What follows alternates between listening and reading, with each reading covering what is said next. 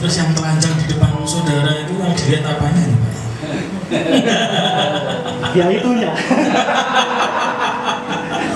Ya, ini Pak Andre karena dia kan belum bergabung Banjir Ceki, jadi kena COVID zaman itu. Kalau dia gabung mungkin nggak kena COVID ya. Nah, karena di tempat kita itu Persekutuan Banjir Ceki tidak ada yang kena COVID. Bahkan sekarang saya hitung jemaatnya tidak ada yang mati, utuh semua ya. Jadi saya percaya itu karena anugerah Tuhan, tapi itu juga pengalaman. Kadang Tuhan akan bawa kita ke lembah-lembah air mata supaya Anda juga mengalami mujizat Tuhan. Kalau tidak begitu kan tidak bisa cerita toh. Jadi persoalan itu satu paket dengan solusi. Jadi saudara jangan anti dengan persoalan. Bapak Ibu sekalian dengarkan baik-baik. Hari-hari ini memang sangat penting untuk kita semua itu baca firman setiap hari. Kenapa Anda mengambil keputusan-keputusan yang salah dalam hidup saudara? Itu karena saudara tidak pernah baca firman setiap hari itu. Perang kalah terus, ya toh? Dan percayalah bahwa setan itu lebih hafal firman Tuhan daripada saudara. Karena itu Yesus itu pada waktu dia diuji, dicobai oleh setan, maka setan tidak menggunakan adu kesaktian, peperangan roh, karunia roh, itu tidak pakai bagi setan. Tapi Yesus diuji oleh setan lewat apa? Perkataannya sendiri, yaitu firman-Nya. Jadi Bapak Ibu sekalian, jangan sampai, terutama kalau kita pelayanan, yang melayani di tempat ini, dengarkan baik-baik. Jangan cuma buka Alkitab pada waktu akan dapat jadwal pelayanan. Nggak heran kalau saudara hidupnya begitu-begitu aja. Kenapa? Karena Anda hanya buka firman Tuhan pada waktu akan melayani atau di jadwal pelayanan. Nggak heran juga kenapa hidup saudara kalah perang terus dalam hidup ini. Kenapa? Karena senjata yang paling ampuh bagi setan hari-hari ini adalah dia membalikkan firman dalam hidup kita. Dan hari-hari ini saya banyak sekali menemukan orang-orang yang jatuh dalam hidupnya, salah ngambil keputusan, peragu, penakut. Semua itu jelas di dalamnya tidak ada firman Tuhan. Yang percaya katakan amin. Jadi saudara harus baca firman Tuhan. Kalau saya ditanya kenapa firman Tuhan dibaca terus tiap hari Pak, kenapa kok enggak tiap minggu sekali aja? Sekarang saya balik tanya, kenapa kamu mandi tiap hari? Sama loh. Loh kan sudah bersih loh. Bersih, wangi, pedaan kan cukup, parfuman kan cukup, notor rambut cukup. Tapi kenapa Anda harus mandi tiap hari? Itu jawaban yang sama kenapa kamu harus baca firman tiap hari. Firman itu seperti air, membersihkan, menyucikan. Kita tidak pernah ngerti hari itu kita melakukan dosa lewat mulut kita, tindakan kita, pikiran kita, bahkan omongan kita. Kita tidak pernah tahu. Tetapi firman yang kita baca itu akan mengoreksi saudara dan saya setiap hari. Karena itu saya sangat lebih menghargai orang yang setia membaca firman tiap hari daripada saudara pelayanan kemana-mana kayak saya. Itu tidak penting. Karena Tuhan itu lebih pentingkan karakter daripada karunia. Amin. Betul tidak? Percuma saudara pelayanan kemana-mana kayak saya kalau saudara ternyata dalamnya kompong, kayak peluru tanpa isi. Jadi sekarang yang saudara yang jarang baca Alkitab, bertobat tiap hari minimal Anda harus dengar firman Tuhan. Ya, dengar, baca, renungkan firman Tuhan tiap hari, bukan karena tugas. Ya, itu warning buat saudara, tetapi itu bukan firman-Nya hari ini ya. Oke, Bapak Ibu sekalian, perkenalkan nama saya Musa, saya dari Caruban. Saya punya toko namanya Banjir Ceki dan punya persekutuan tanpa nama, akhirnya disebut Persekutuan Banjir Ceki juga, biar gampang karena tempatnya di toko Banjir Ceki ya. Jadi setiap orang yang datang mesti banjir rezekinya ya. Hari ini mari Bapak Ibu sekalian kita akan belajar firman Tuhan. Kita belajar bagaimana tahun-tahun ini nanti akan banyak badai yang datang dalam kehidupan saudara dan saya. Kita baca dulu ayat terakhir ya, langsung aja. Lukas 8 ayat yang ke-22. Kita akan belajar dari murid-murid Yesus bagaimana mereka ketika menghadapi badai dalam hidup mereka. Lukas 8 ayat yang ke-22. Pada suatu hari Yesus naik ke dalam perahu bersama-sama dengan murid-muridnya. Dan ia berkata kepada mereka, marilah kita bertolak ke seberang danau. Lalu bertolaklah mereka. Ayat 23. Dan ketika mereka sedang berlayar, Yesus tertidur, garis bawah kata tertidur. Dan sekonyong-konyong turunlah taufan ke danau, sehingga perahu itu kemasukan air dan mereka berada dalam bahaya. Terus ayat 24. Maka datanglah murid-muridnya membangunkan dia, katanya, Guru, Guru, kita binasa. Ia pun bangun, ia menghardik angin dan air yang mengalir angin dan air itu pun reda dan danau itu menjadi teduh. Ketika saya dapat ayat ini untuk mempersiapkan firman di tempat ini, saya merasa bahwa Tuhan berbicara banyak dalam kehidupan kita hari-hari ini. Kita tidak pernah tahu badai apa yang akan datang dalam hidup kita. Kalau kita baca ayat 22, pada suatu hari Yesus naik ke dalam perahu bersama dengan murid-muridnya. Pastikan dalam hidup saudara ada Yesus dulu. Kita tidak pernah tahu apa yang terjadi ke depan, tetapi pastikan hidup saudara ada Yesus. Ada Yesus di dalam perahu kita, minimal saudara sudah punya jaminan hidup saudara aman dan tidak tenggelam. Yang percaya katakan amin. Amin. Dan Ia berkata kepada mereka, marilah kita bertolak ke seberang danau. Bapak Ibu sekalian, ketika saya membaca satu ayat ini, Tuhan bukakan satu hal, bahwa ternyata ide untuk melewati danau adalah idenya Yesus. Dan murid-murid Yesus setuju. Ingat ya, sepakat itu bersama dengan Tuhan tidak membuat saudara itu bebas dari masalah. Loh, aku sudah sesuai firman Tuhan, Pak. Aku sudah sepakat dengan firman Tuhan, Pak.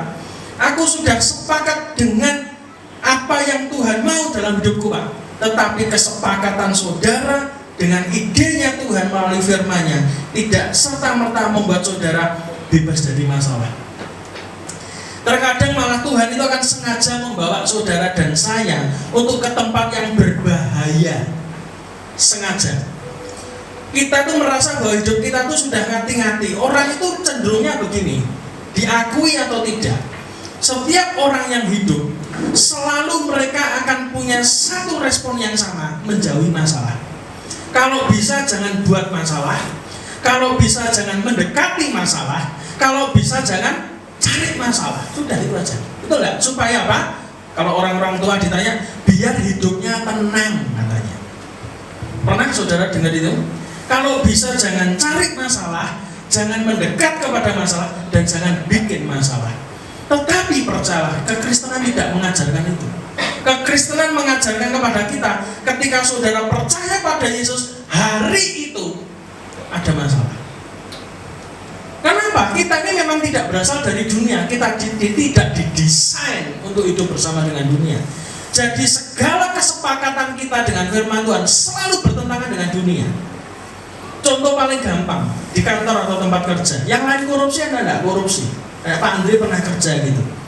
Pak Andre pernah kerja di sebuah perusahaan, yang lain korupsi, dia sendiri tidak. Dipikir aneh pasti. Betul tidak? Loh, aneh kok.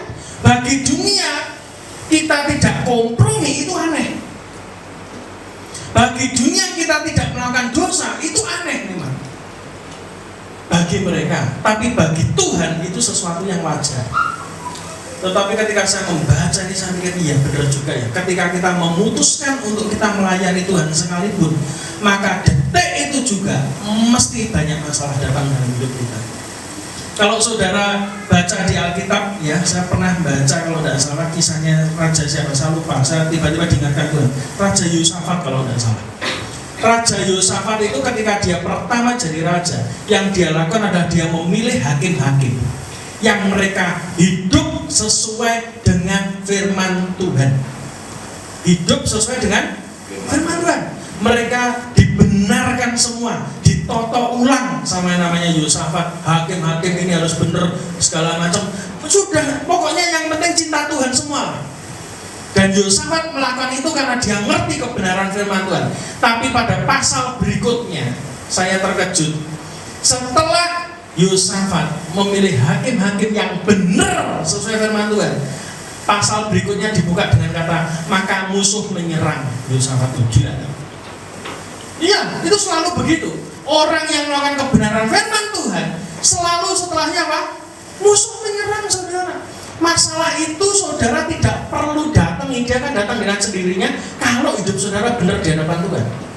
Jadi ada orang yang mengatakan, sejak saya bertobat kok masalahnya tambah banyak. Yo iya benar. Pikul salib toh, kontrak pertama ketika saudara memutuskan baptis dan terima Yesus dalam hidupmu adalah pikul salib. Pikul salib itu artinya saudara bawa masalah kemana-mana.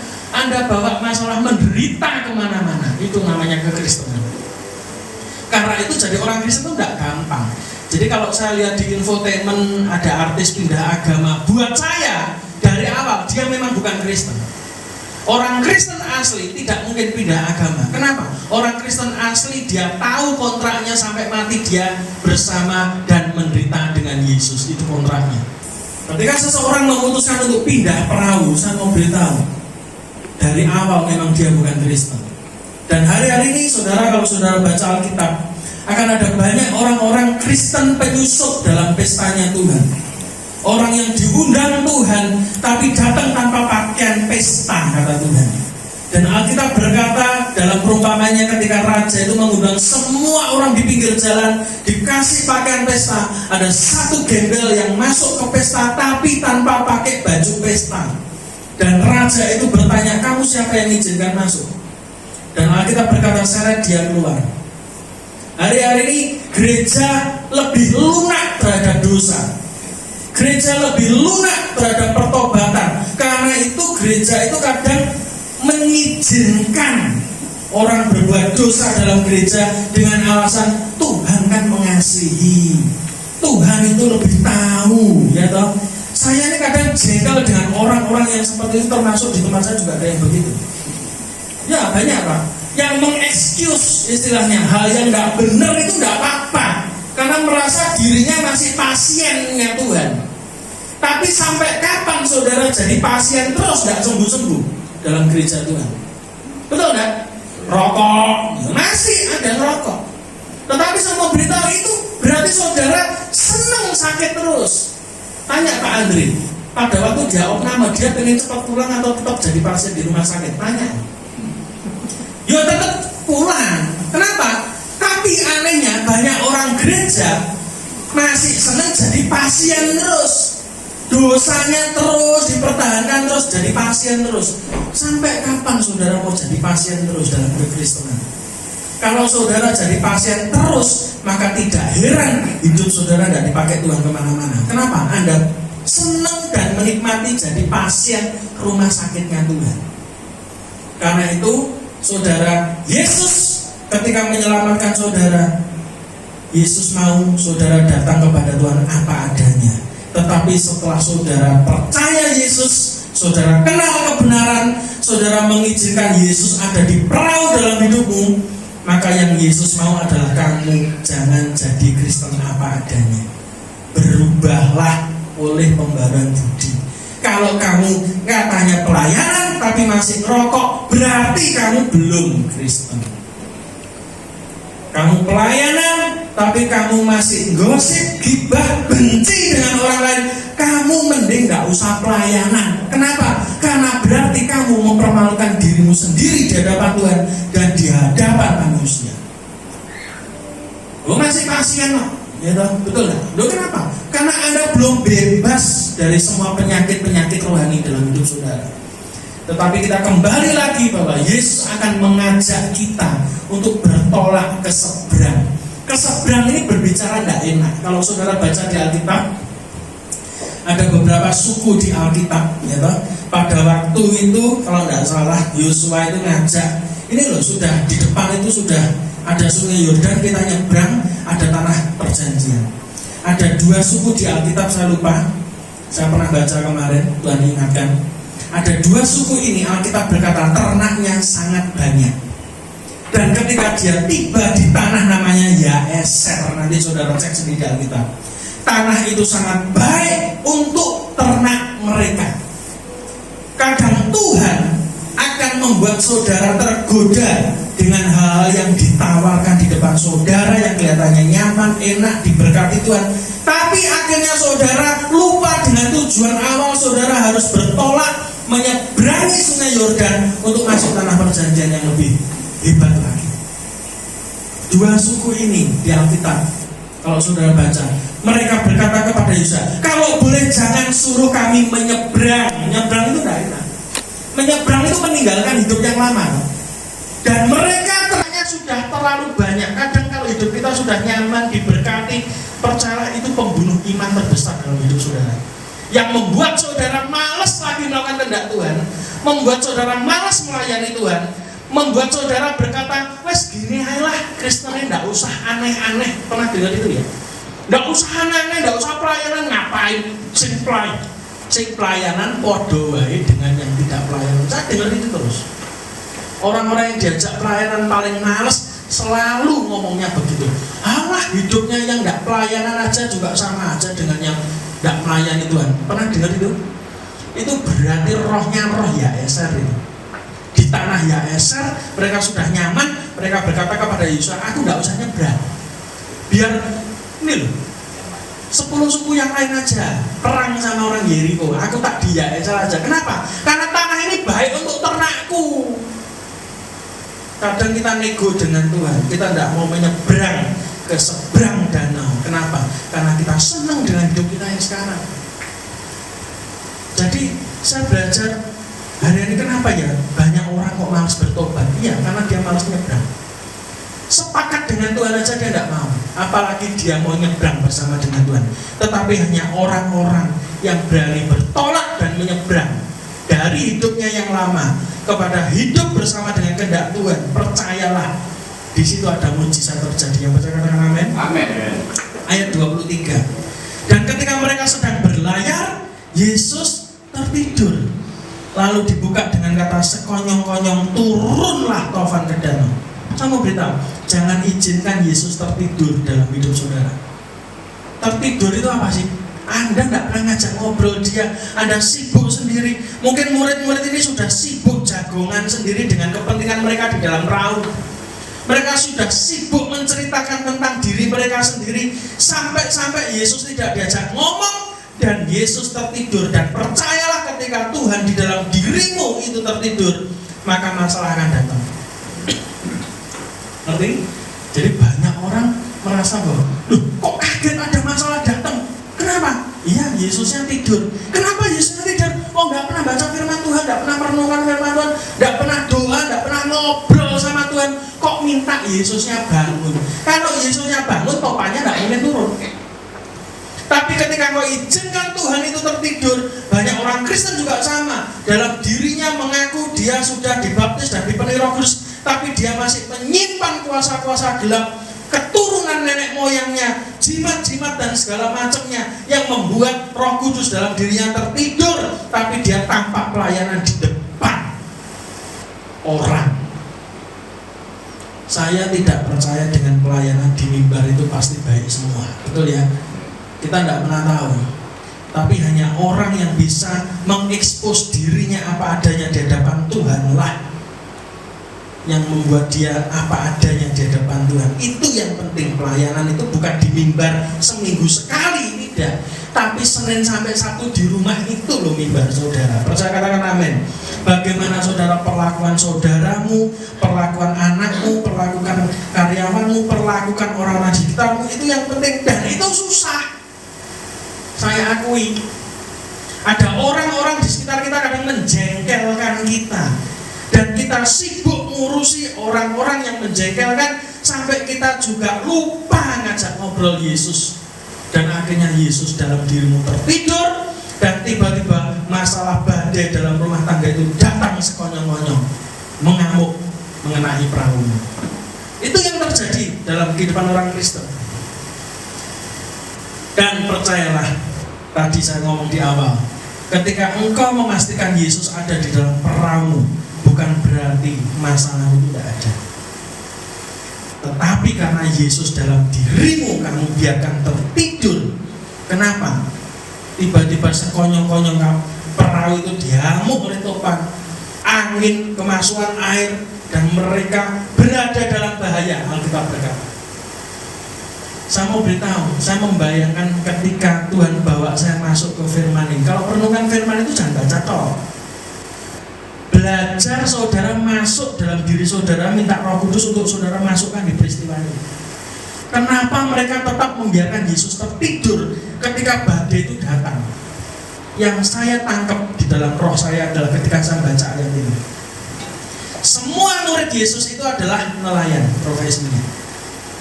Dan Yesus dianggap hanya sebagai anak tukang kayu yang dia tidak mengerti tentang laut, dia tidak mengerti tentang kapal, dia tidak mengerti tentang badai. Mereka, murid-murid Yesus ini menganggap bahwa diri mereka lah yang paling bisa dan paling tahu. Ini masalah pertama.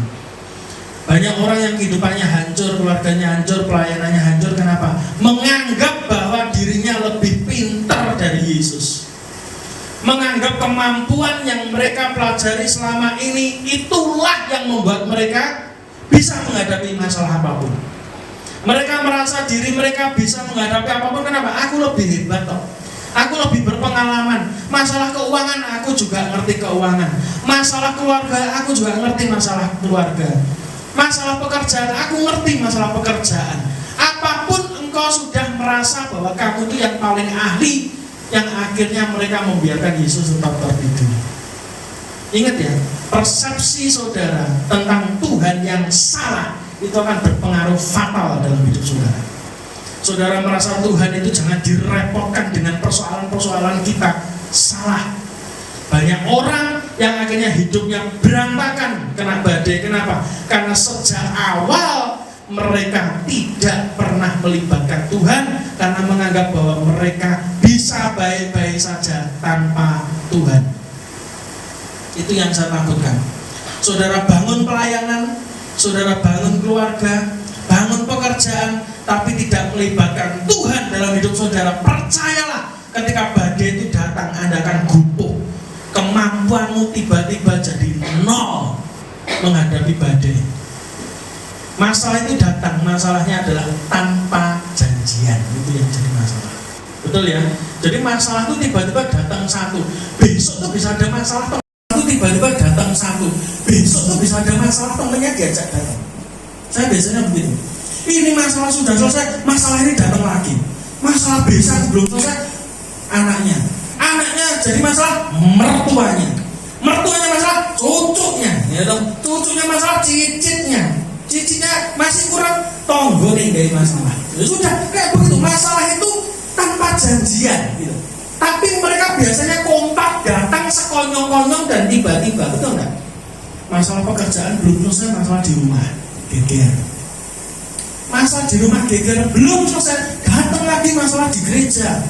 Orang gereja bencekno gitu. Ya toh, membuat kita sakit hati gereja begitu toh. Yang membuat saudara dan saya pasti pindah-pindah gereja kan gitu toh. Itu kan terjadi terus gitu. Sampai kapan masalah itu selesai? Sampai saudara membangunkan Yesus dalam diri. Tuhan itu melatih saudara bukan untuk menghindari masalah, tetapi Tuhan melatih saudara untuk menghadapi masalah. Karena itu di tempat kami tidak pernah mencoba menolong jemaat menyelesaikan masalahnya, tapi kami melatih mereka menghadapi masalahnya sendiri. Kenapa? Karena kalau saya menolong jemaat, maka jemaat akan bergantung kepada gembalanya. Tapi kalau mereka dilatih untuk menghadapi persoalannya bersama dengan Tuhan dan bersama Roh Kudus dalam dirinya, ketika mereka nanti menghadapi masalah yang jauh lebih besar, percayalah mereka lebih kuat menghadapi masalah itu bersama dengan Tuhan. Amen. Tidak dengan orang lain. Karena itu banyak pendeta gembala mati muda, sakit jantung, diabetes, stroke, penyumbatan pembuluh darah. Kenapa? Banyak mikirin masalahnya jemaat, sedangkan masalahnya sendiri masih banyak yang ngantri. Betul ya Pak ya? Jadi jangan mau Pak. Saya ini paling anti kalau ada orang konseling. Orang usah konseling. Kenapa kamu konseling sama manusia? Wong kamu tidak pernah baca firman. Ada pasangan suami istri yang datang, ya toh konseling. Tidak usah konseling karena kamu berdua tidak pernah baca firman dan kamu berdua tidak pernah doa bareng di rumah. Ngapain konseling sama orang? Engko timbang masalahmu dia tere-tere begitu. Omongan anakmu. Bener kan? Iya toh, sebelum kamu cerita sama orang, pertanyaannya tanya sama anakmu, kamu pernah cerita sama Tuhan enggak? Kamu pernah berdua duduk di kaki Tuhan doa bareng enggak? Tanya sama anakmu, lah mesti rata mau cari kitab bedino. Ayo mani cek secara roh tajam deh. Ada orang yang datang sama saya, enggak cuma itu kok, pebisnis juga begitu. Pebisnis konseling dabusi 2 miliar itu biasa Pak saya. Solonya akeh, gak dibayar segala macam. Saya gampang baca firman tiap hari. Ya sudah, jangan cerita sama Tuhan dulu, baru cerita sama pendeta. kita ini kadang pengen cerita sama pendeta sih, ben dirungokne, ben didoane. Setelah itu tambah dalam masalahnya. Betul enggak? Sebelum kamu cerita sama orang, saya dan istri juga sama. Sebelum kita cerita masalah kita ke orang lain, berdua berdiri di hadapan Tuhan bareng-bareng, tanya Tuhan. Wong ora tau maca Alkitab kok, ya pantes masalah itu muncul terus dalam rumah tangga. Wong nggak pernah baca Alkitab, ke gereja cuma rutinitas. Doa keluarga pernah enggak? Enggak pernah. Ya sudah. Itu masalahnya di situ, bukan masalah eksternal. Enggak ada masalah eksternal.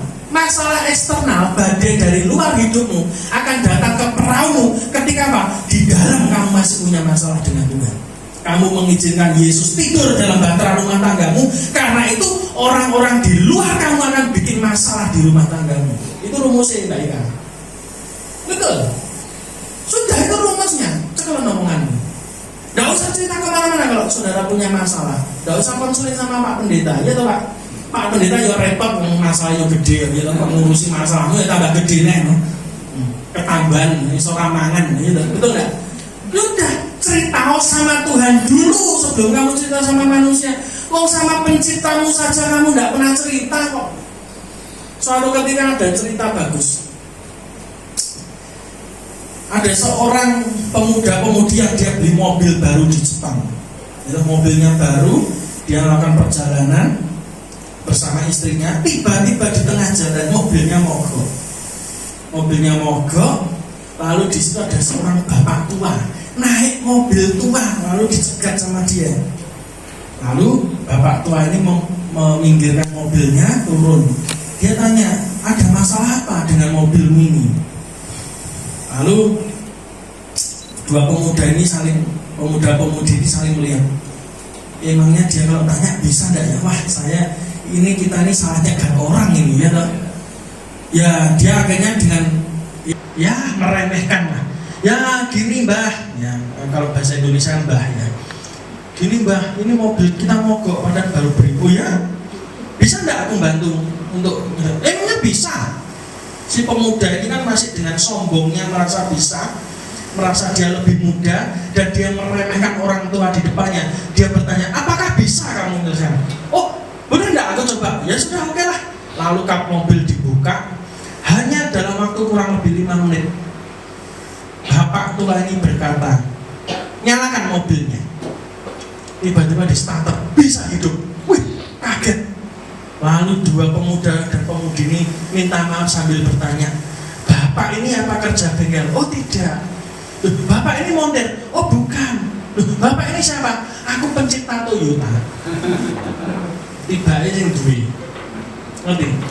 Jadi kadang saudara itu kalau punya masalah dalam rumah tangga, jangan cerita orang lain, cerita sama penciptanya dulu. Dia yang bisa membereskan masalah hidupmu, karena dia yang bertanggung jawab atas hidupmu. Dan dia yang menciptakan hidup saudara. Amen. Yang percaya katakan amin. Dan yang berikutnya kebenarannya adalah masalah itu kadang datang bukan pilihan kita loh. Murid-murid ini tidak milih loh mereka bermasalah, benar nggak? Mereka itu cuma diajak Yesus, mereka sepakat nyebrang tok. Kok tiba-tiba di tengah jalan ada taufan badai. Dalam hidup ini juga begitu, saudara melayani Tuhan. Masalah itu kadang datang bukan karena kita milih bermasalah, enggak. Kita ini sudah ngati-ngati supaya enggak dapat masalah, tetap kena. Gitu. Sama seperti saudara kalau naik motor di jalan-jalan, ya no? Saudara sudah ngati-ngati, tapi dari pihak sanalah yang biayaan akhirnya nabrak saudara. Atau sebaliknya, jangan-jangan saudara yang biayaan saudara nabraki orang lain, ya enggak tahu. Berarti saudara yang troublemaker-nya. Tetapi dalam hidup ini kadang begitu loh. Masalah datang itu bukan karena kita milih, kita bermasalah, enggak. Kadang kita ini malah sudah melakukan yang benar sesuai dengan kehendak Tuhan loh. Pak, aku ini sudah melakukan kehendak Tuhan loh Pak, tapi kok masih keblondrok terus? Ya sudah, berarti ujian Tuhan. Belajar melihat cara Tuhan melihat dalam hidup saudara. Apa itu? Kadang masalah itu dipakai Tuhan untuk menguji iman saudara dan saya. Seberapa percaya saudara kepada Tuhan. Banyak orang yang berani ngomong aku percaya Yesus Tuhan, tetapi sedikit orang yang berani mempercayakan hidupnya kepada Yesus ketika dia punya masalah? Bener enggak? Oh, percaya Tuhan gampang, karena Kristen toh. Aku percaya Tuhan. Tapi sedikit orang yang bisa mempercayakan hidupnya kepada Tuhan. Kenapa? Dia merasa dia memiliki hidupnya. Jangan diambil, ini kesenanganku Tuhan. Akhirnya Tuhan akan membereskan kesenangan-kesenangan yang tidak sesuai dengan firman-Nya dalam hidup saudara. Tapi karena saudara tidak mengizinkan, akhirnya saudara tetap kena masalah. Karena itu penting untuk kita jangan cuma jadi Kristen biasa, Kristen tahunan, Kristen ngoyot itu apa sih bahasa Jawanya? Ngoyot itu sampai berakar lumutan gitu loh, sudah saking lamanya gitu. Sudah Kristen tahunan, tapi ternyata saudara tidak menyerahkan hidup saudara kepada Tuhan. Saudara tidak mempercayakan hidup saudara kepada Tuhan. Dan percayalah, tempat paling aman di dunia ini adalah ketika saudara dan saya tinggal dalam kehendak Tuhan. Ya toh Mbak Ika? Ojo mikir aja. Pokoknya kita ini bebas saja. Dalam kehendak Tuhan ada masalah? Ada, tapi mesti beres. Dibanding saudara tidak tinggal dalam kehendak Tuhan, ada masalah, tambah masalah. Ya sudah, pasti. Wong yang punya duit miliaran aja masalah, apalagi yang duit receh. Lu bermasalahnya, betul enggak? Makanya saya selalu cerita di tempat kami, di jemaat kami itu, kuncinya orang hidup itu apa sih? Bernapas. Tapi bernapas nggak pegang uang, itu jadi Senin Kemis napasnya, bener nggak? Bukannya sesek, ya asma, ya loh. Karena kalau duit tuh mengkis, ya loh. Tapi hari-hari percaya nggak? Saya nih hari-hari ini ya, ini kan lagi butuh banyak, karena tempat kita itu kan memang yang datang tuh banyak. Noni umur 65 tahun. Jadi perlu dijemput, ya toh. Kita tuh butuh transport, baik kan sudah berapa transport? 5 ya? 5 mobil. Itu kita tiap minggu harus sekian juta untuk spend mobil dan sopirnya itu. Bayangkan. Dan hari-hari saudara ngerti ekonomi kayak begini, saya tiba-tiba saya doa sama Tuhan. Tuhan gimana? Akhirnya saya sudah ngambil keputusan sama istri, tiap pagi kita doa. Loh, sebelumnya apa? Enggak pernah. Makanya kan cerita sama saudara toh, yang khotbah di mimbar ini belum tentu makan firman. Jangan percaya kamu. Ya baru melakukan minggu lalu, kenapa? Butuh duit. Ya toh, kita ini kalau sudah dipepet Tuhan baru cari. Nah, kayak saya khotbah ini hari ini. Langsung anak saya duduk tak gandeng wong telu butuh duit, doa bareng sudah. Dan tiba-tiba saya dengar Tuhan bicara, kamu nanti tak kasih tapi berkatmu kayak doanya Yesus, day by day. Bener, day by day. Mendekati Selasa mesti enak duit ngumpul, langsung bayar lagi untuk transport, ngumpul lagi. Ya sudah, day by day. Dan ajari jemaat nabur. Memang jemaat di tempat kita itu kan tidak ada persembahan, tapi mulai minggu depan, mulai Selasa depan kita siapkan amplop persembahan. Kenapa? Tidak bisa kaya mereka. Kemarin kita ngundang Bu Lili Suirman, kalau saudara pernah tahu. Itu adalah nabiah Tuhan yang sering datang di tempat kita, dan dia memang mengatakan bahwa saya ini sudah tidak pernah khotbah di luar Surabaya, termasuk gereja besar Malang aja ditolak loh. Tapi ketika saya telepon, tiba-tiba roh Tuhan bicara sama dia, datang ke Caruban, tanya sama dia itu khotbah luar kota cuma satu, Caruban. Saya tanya, kemarin ada Pak Yermia, gitu. Dia datang, rencananya mau ngundang Bu Lili untuk ulang tahunnya gereja dia. Ada teman JKI gitu loh, datang. Yes, ngobrol sendiri silahkan, jangan lewat saya. Ya, tapi kan ada orangnya toh. Ngobrol, ditolak. Gak film, gak bisa. Lalu Bu Lili WA saya. Nah yo, aku main gue undang lagi. Ya, main, datang lagi. Yo bisa. Tapi gimana dengan koncomu yang kemarin katanya? Waduh lah yo itu. Aku tuh memang sudah tidak mau. Aku tuh datang ke tempatmu kenapa? Karena ada chemistry aja. Makanya aku mau datang. Puji Tuhan, ya toh. Saudara kalau dicintai Tuhan, nabinya itu dibawa ke tempat saudara. Nggak usah saudara bingung cari pembicara. Ini pembicara tok yo, gainen ae. Jadwalnya naik guys. Ini Pak Yunus, ya toh.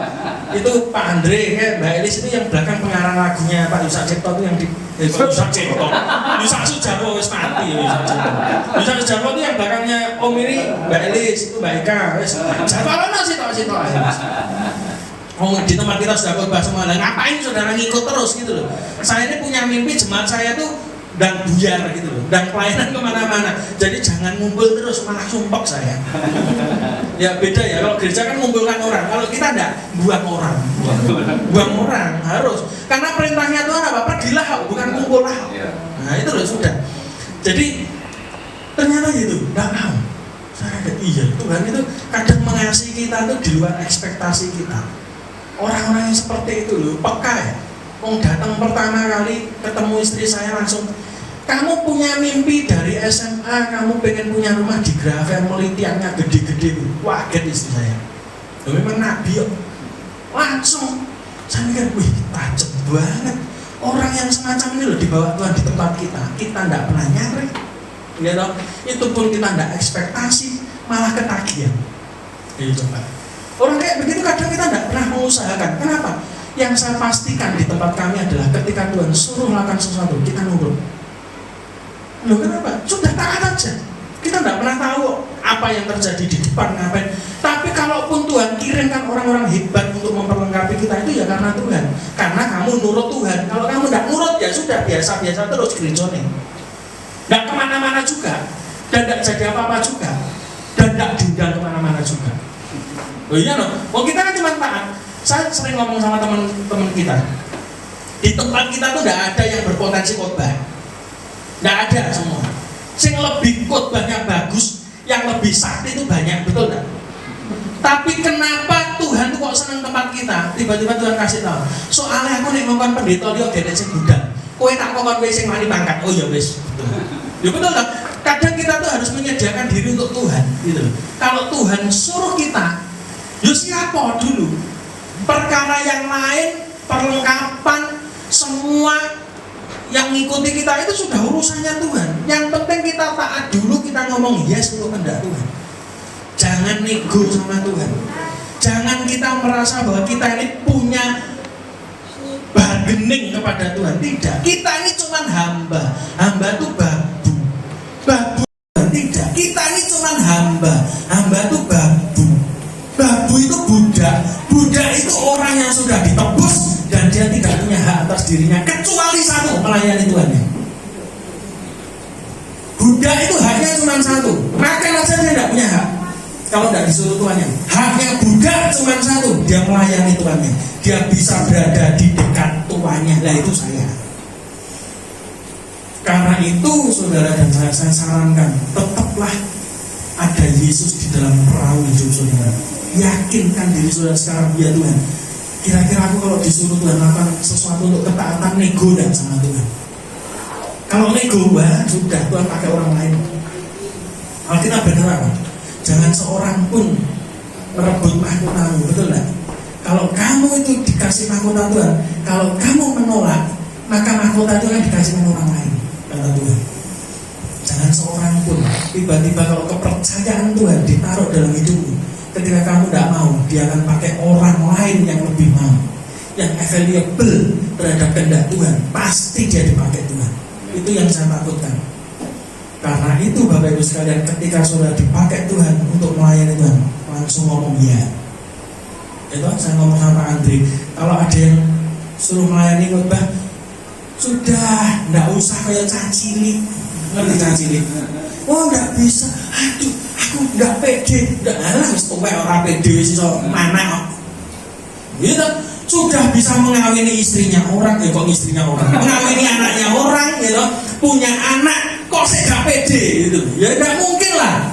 Kita ini sudah percaya, bukan pede, tapi percaya Tuhan, bukan percaya diri. Kasih tahu kanan ini, kamu harus percaya Tuhan, bukan percaya diri. Yang percaya kanan amin. Yang terakhir 24. Maka datanglah murid-muridnya membangunkan dia. Ini kok kelotekan ini apa nyiapkan makanan saya? Murid-muridnya membangunkan dia, katanya, guru-guru kita binasa. Ia pun bangun lalu menghadap angin dan air yang mengamuk itu, dan angin dan air itu pun reda, danau itu menjadi teduh. Apa yang kita bisa pelajari? orang-orang murid-murid Yesus ini kadang mereka terlambat melibatkan Tuhan. Jangan terlambat melibatkan Tuhan. Sampai air itu masuk baru kita ini membangunkan Yesus. Bapak Ibu sekalian, belajarlah melibatkan Yesus dalam perkara-perkara kecil dalam hidup kita. Supaya apa? Supaya Tuhan juga bertanggung jawab ketika saudara mendapatkan perkara yang lebih besar. Belajarlah dari Daud. Ketika saudara pelajari Daud melawan Goliat, seharusnya yang tidak seimbang adalah bukan Daud melawan Goliat yang besar, tetapi Goliat yang besarlah yang tidak imbang melawan Daud yang kecil. Kenapa? Pertama, karena setiap hari Tuhan sudah melatih Daud, sekalipun dia tidak terlihat, tidak disorot orang, tidak diketahui orang, tapi Tuhan melatih Daud di tempat tersembunyi ketika dia gembalakan 2-3 ekor domba ayahnya. Dia melawan singa dan beruang. Goliat yang besar, raksasa itu, belum tentu dia menang melawan singa dan beruang.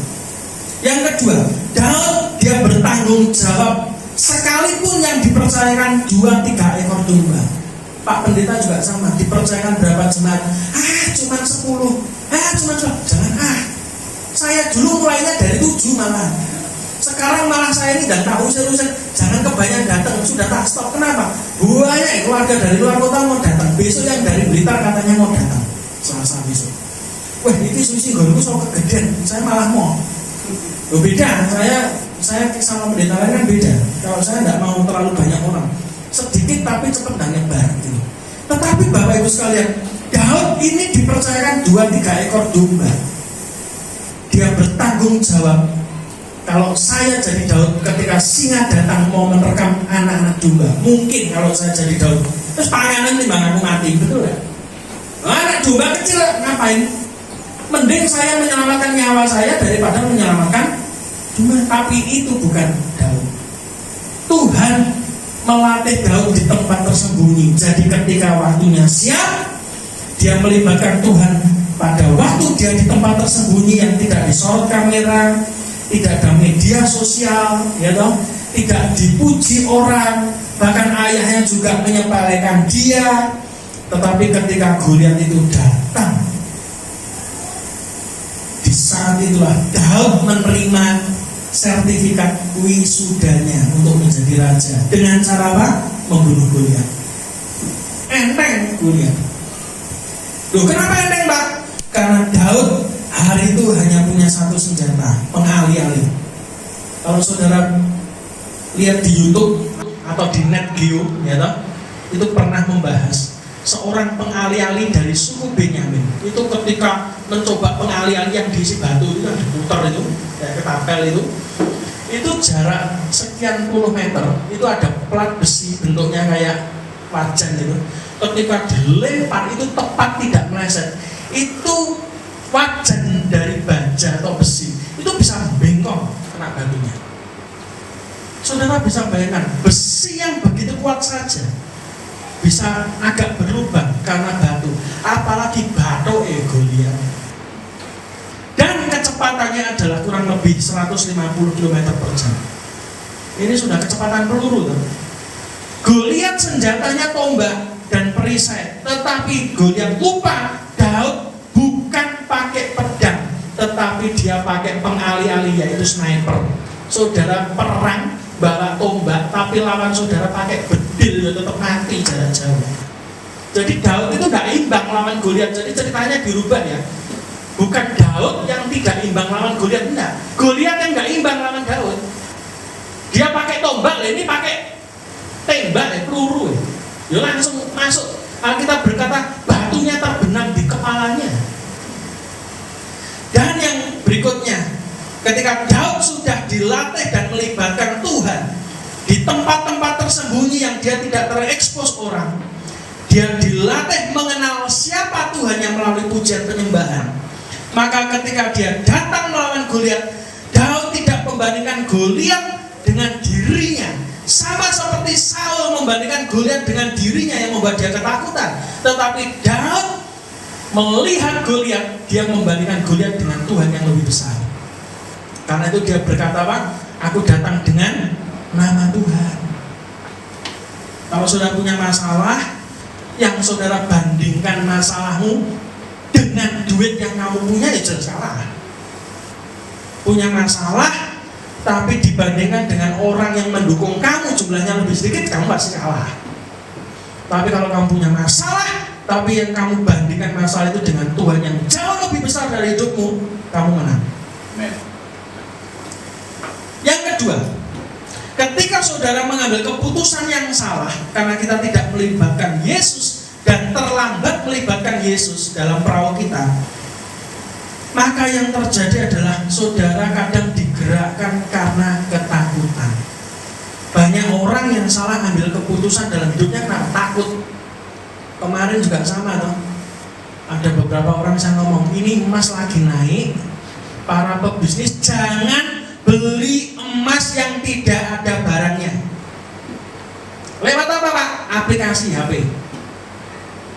Ngeyel, beli, ya toh. Tinggal pencet, nggak pegang emasnya, ya toh. Begitu mau di withdraw, mau ditarik, kayak yang terjadi di Cina, duitnya tidak ada. Hancur, sudah puluhan juta masuk di situ. Ya yang di Cina itu lebih ngeri lagi, ratusan triliun itu. Bayangkan, ketika emas naik, mikirnya wah ini sudah dijual aja nih, ditarik jadi duit. Tidak ada uangnya. Kenapa? Karena orang-orang ini digerakkan karena apa? Ketakutan. Nanti setelah naik lagi dan beli sekarang. Nah, kadang iman itu dan menunggu Tuhan, musuhnya cuma satu, kesusu. Katakan kesusu. Kasih tahu kan, ojo kesusu. Ojo kesusu, kesikut aja. Ya, jangan kesusu. Orang yang kesusu ngambil keputusan dan digerakkan karena ketakutan mesti salah. Banyak nih Mbak Ika, kita bikin persekutuan gitu, yang gereja A bikin acara ini, gereja B, aku nggak ngefek. Mereka mau bikin terus serah. Karena yang saya tahu adalah Tuhan itu suruh saya tidak lakukan itu. Lah ngapain saya ikut-ikutan? Kadang kita kalau gereja itu godaannya gitu om. Gereja sana bikin acara gini rame. Lah ngapain? Wong ra dikongkon Tuhan. Lah mereka kan duit. Lah kita nggak punya uang. Loh kita ini kan gerak karena disuruh Tuhan. Nggak disuruh Tuhan, jangan gerak gitu loh. Lah ngapain ikut-ikutan? Sama seperti apa? Daud lawan Goliat, Saul ngomong pakai jubahku aja. Loh, lah bukan disuruh Tuhan kok. Lah ngapain pakai jubahmu tambah keseripet? Bahasa Jermannya modern gitu. Iya dong, kesandung mati malah dipecel karo Daud, karo Goliat mati sisa gitu. Betul enggak? Loh kenapa? Akhirnya Daud menanggalkan yang bukan dari Tuhan. Jadi apa adanya. Kalau Tuhan panggil saudara pakai cara saudara, ya pakai cara itu sudah. Jangan bandingkan dirimu dengan gereja lain, persekutuan lain, orang lain. Belajar untuk saudara otentik di dalam Tuhan. Ambil keputusan jangan karena ketakutan, tetapi saudara ambil keputusan karena apa? Karena saudara percaya bahwa Tuhan beri waktu yang terbaik dalam hidup saya. Percaya, katakan amin. Yang berikutnya, yang terakhir, apa yang kita dapatkan dari ayat 24 ini?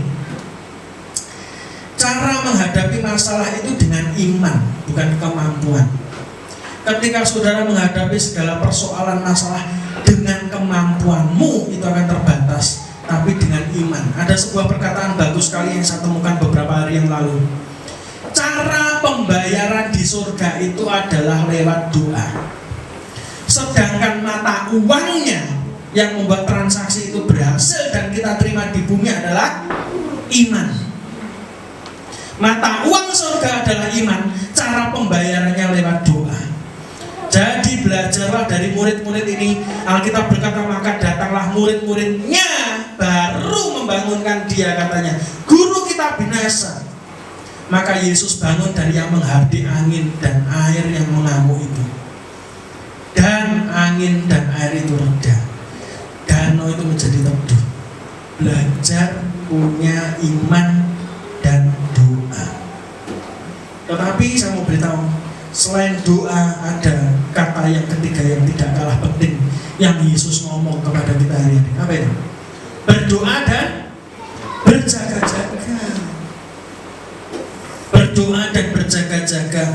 Banyak gereja bikin seminar, kelas, training tentang doa, tapi kenapa banyak gereja yang tidak bikin kelas, training, dan seminar tentang berjaga-jaga? Yuk, podo pentingnya loh, Loh, kenapa? Karena doa itu paling gampang. Kenapa? Membuat kita pasif dan nyaman. Orang sana diri penting doa loh, males.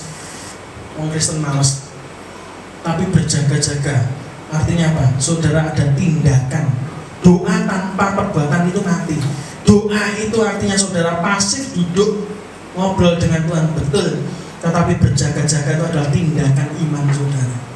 Karena itu gereja jangan cuma bikin seminar doa terus, akhirnya melahirkan orang Kristen, pendeta, hamba Tuhan, pelayan Tuhan yang malas bergerak kemanapun. Akhirnya tidak heran ketika ditanya, kenapa kamu tidak bertumbuh? Kenapa tempatmu tidak berkembang? Ya, yang penting kita doa saja.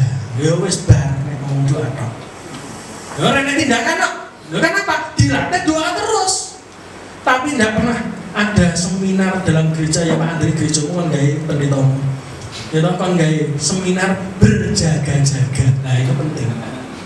Ojo doa tok. Ya toh kebanyakan kita kan enggak imbang toh. Kristen yang enggak imbang ini menceng, Pak.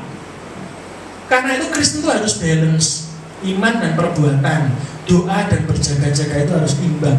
Murid-muridnya dia cuma doa tapi gak berjaga-jaga, badai itu datang, bahasa Inggrisnya gedandapan. Nah, itu. Karena itu kenapa banyak orang Kristen hari-hari ini Pak datang masalah kagetan, kaget, gumun, gopoh, akhirnya apa? Salah langkah. Hari-hari ini ingat, jangan kaget. Ini masalah biasa. Mertua ruwet biasa. Mantu ruwet biasa nih. Iya toh, kan sudah ada sinetronnya toh. Mertua versus mantu. Lah kan bolak-balik nonton toh. Lah kok sekarang ngalami kok melok ruwet itu. Kenapa? Biar tidak ada masalah yang membuat kita terkejut. Ngerti enggak? Orang yang dekat dengan Tuhan tidak pernah dikejutkan oleh apapun. Saya berdoa jemaat ini Anda melewati badai tahun ini dengan well. Bukan cuma dengan well, tapi dengan great, dengan bagus, dengan hebat. Tutup Alkitab kita berdoa. Kami mengucap syukur Tuhan untuk pagi hari ini. Kami berdoa untuk jemaat Bethesda di tempat ini di Mojokerto. Hambamu berdoa untuk juga Pak Pendeta yang mengembalakan di tempat ini dan juga keluarga. Kami berdoa persiapkan jemaat ini menjadi jemaat yang berdoa dan berjaga-jaga. Karena kami tahu, ajari kami juga untuk kami selalu merenungkan firman Tuhan itu siang dan malam. Karena kami tidak pernah tahu kapan badai hidup itu akan datang menghampiri hidup kami. Tetapi saat ini ajari kami semua jemaat di tempat ini untuk kami percaya kepada Tuhan, tidak kagetan, tidak gumunan, tetapi ajari kami untuk selalu berjaga-jaga bersama dengan Tuhan. Dan yang terpenting, kami berdoa saat ini, kami tidak mau membiarkan Yesus tertidur dalam perahu kami. Kami tidak mau membiarkan Roh Kudus tertidur dalam kehidupan kami. Kami hanya pakai Roh Kudus ketika hari Minggu, Tuhan. Ampuni kami, ajari kami untuk kami memakai kuasa Roh Kudus setiap hari bersama dengan Tuhan, menyelesaikan pekerjaan besar, pekerjaan kecil, pekerjaan apapun yang datang dalam hidup kami mau kerjakan bersama dengan Tuhan. Hambamu selesai berbicara, tetapi hambamu berdoa saat ini, berikan kekuatan, fondasi yang kuat. Tidak ada lagi kekhawatiran di tempat ini. Semuanya mau berikan sukacita yang melimpah, masa depan yang luar biasa dalam hidup mereka. Ada yang khawatir tentang hidupnya, Tuhan hambamu hari ini berdoa, tidak perlu khawatir lagi. Alkitab berkata, kalau burung di udara saja dipelihara Tuhan, apalagi hidup saudara. Engkau tidak perlu khawatir dengan apapun juga, kata Tuhan. Dan terima kasih Tuhan atas berkat-Mu, kelimpahan di tempat ini. Jadikan tempat ini jadi lebih besar lagi untuk memenangkan banyak jiwa bagi Kristus Tuhan. Pergumulan apapun yang ada di tempat ini ketika dinaikkan kepada Tuhan, dan mau berdoa, langit di atas tempat ini dari tembaga Kau ubah menjadi langit yang terbuka di dalam nama Yesus. Setiap berkat akan mengalir, dan beberapa dari mereka yang menaikkan doa di tempat ini, mereka akan melihat tangga naik ke surga, malaikat turun naik membawa berkat-Mu. Terima kasih Tuhan, terima kasih di dalam nama Yesus. Semua percaya katakan amin. Tuhan Yesus memberkati.